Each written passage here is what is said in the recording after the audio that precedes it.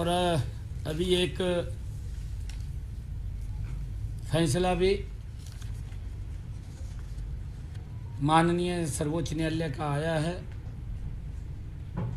जो socio income को लेकर के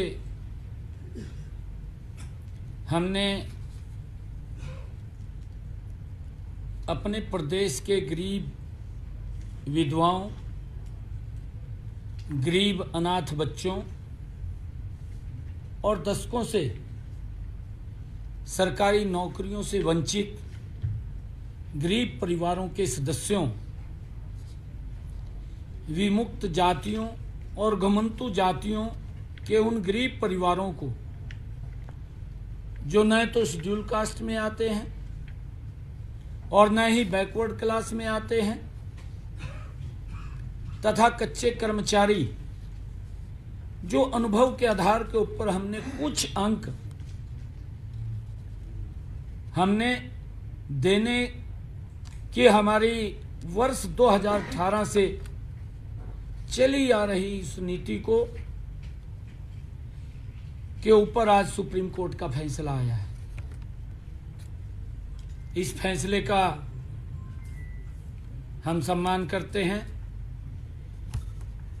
अगले 100 दिनों में, मैंने पिछले दिनों ये बात कही थी कि हम हरियाणा में 50,000 भर्तियां करेंगे। हम उन 50,000 भर्तियों का आने वाले समय में ये संकल्प लेते हैं कि हम उसको पूरा करेंगे।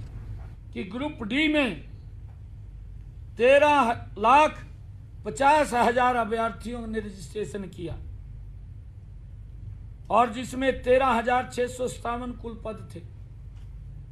बिल्कुल ठीक कहा, हम इसका विरोध नहीं कर रहे हैं, परंतु मैं उसको बताना चाहता हूं कि 13,50,000 अभ्यर्थियों ने इसमें रजिस्ट्रेशन किया। 9.5 लाख युवाओं ने पेपर में उन्होंने सीईटी का पेपर दिया और 4,20,000 युवा ने क्वालिफाई किया।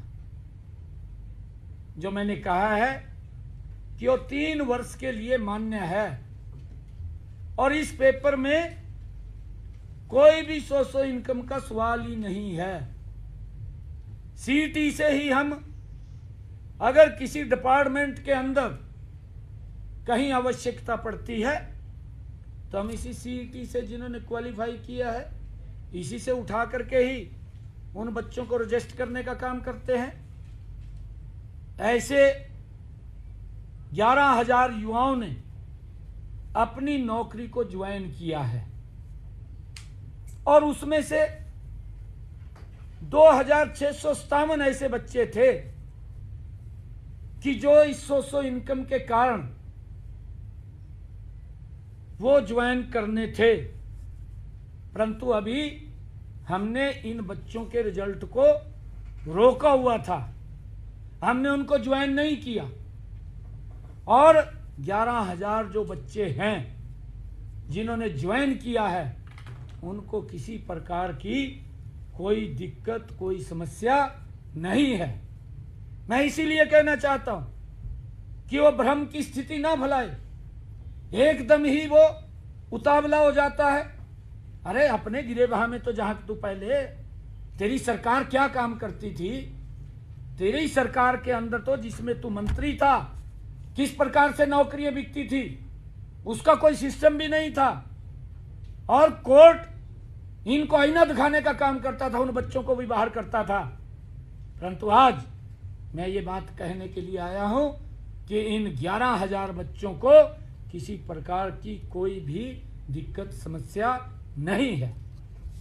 ये मैं कहने के लिए आया हूं। और जहां तक इन्होंने एक और बात की है ग्रुप सी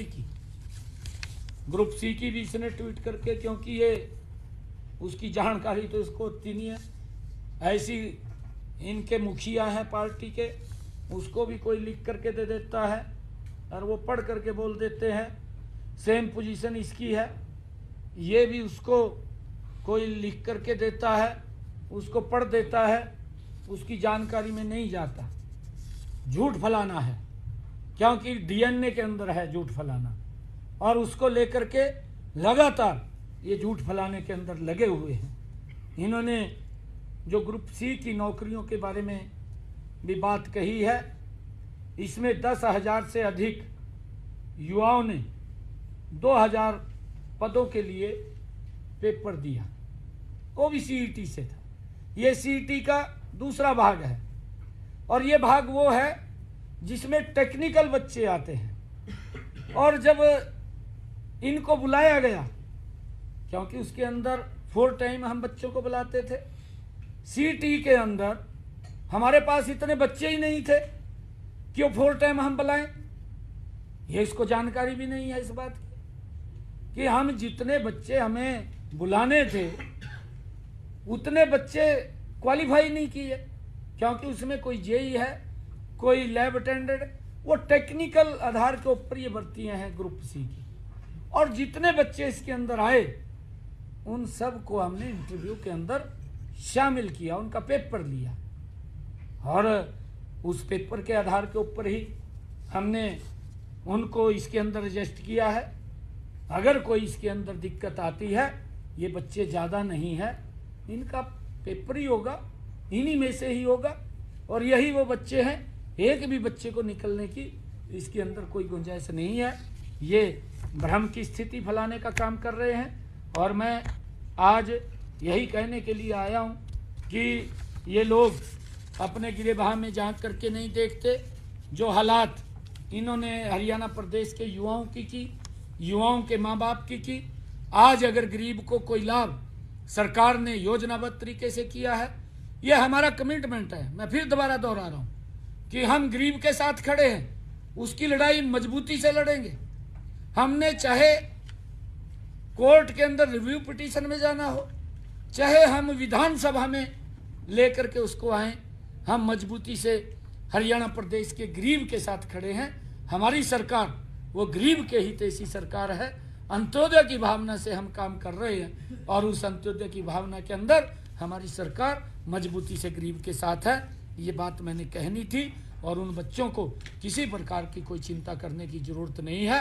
जो ये भ्रम की स्थिति फैला रहे हैं, इनकी तरफ ध्यान देने की जरूरत नहीं है, क्योंकि ये लोग वाहवाही लूटने का काम करते हैं। सभी बच्चों को निश्चिंत रूप से वो जहाँ पर भी हैं वो लगे रहें, उनको किसी प्रकार की कोई दिक्कत परेशानी नहीं है।